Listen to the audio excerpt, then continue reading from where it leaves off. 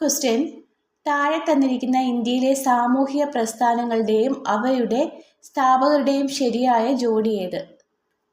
സത്യശോധക് സമാജം ജ്യോതിറാവ് ഫുലെ, ആര്യ സമാജം ആത്മറാം പാണ്ഡുരംഗ്, പ്രാർത്ഥനാ സമാജം സ്വാമി ദയാനന്ദ സരസ്വതി, ഹിതകാരിണി സമാജം വീരേശലിംഗം. ഇത് ഏതൊക്കെയാണ് ശരിയായിട്ടുള്ളത് സത്യശോധക് സമാജം ജ്യോതിറാവ് ഫുലെയും ഹിതകാരിണി സമാജം വീരേശലിംഗം.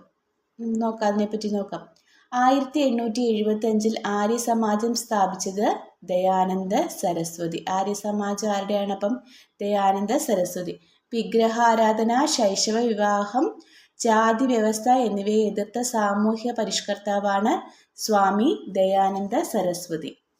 വേദങ്ങളിലേക്ക് മടങ്ങുക എന്ന് ആഹ്വാനം ചെയ്തത് സ്വാമി ദയാനന്ദ സരസ്വതിയാണ്. സ്വാമി ദയാനന്ദ സരസ്വതിയുടെ കൃതിയാണ് സത്യാർത്ഥ പ്രകാശം. സ്ത്രീകളുടെ ഉന്നമനത്തിനായി ആര്യ മഹിളാ സഭ എന്ന സംഘടന സ്ഥാപിച്ചത് പണ്ഡിത രമാഭായി ആണ്. ഇന്ത്യൻ നവോത്ഥാനത്തിന്റെ പിതാവ്. ബ്രഹ്മസമാജം എന്ന സംഘടന സ്ഥാപിച്ചത് ഇതൊക്കെ ആരാണ്? രാജാറാം മോഹൻ റോയ് ആണ്.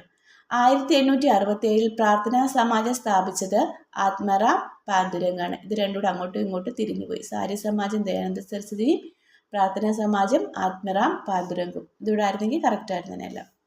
തിരുവിതാംകൂർ ലെജിസ്ലേറ്റീവ് കൗൺസിലിലെ ആദ്യ വനിതാ പ്രതിനിധി. കേരളത്തിൽ വൈദ്യശാസ്ത്രത്തിൽ ബിരുദം നേടിയ ആദ്യ വനിത എന്നീ നിലകളിൽ പ്രശസ്തയായത് ഡോക്ടർ മേരി പുന്നൻ ലൂക്കോസ്.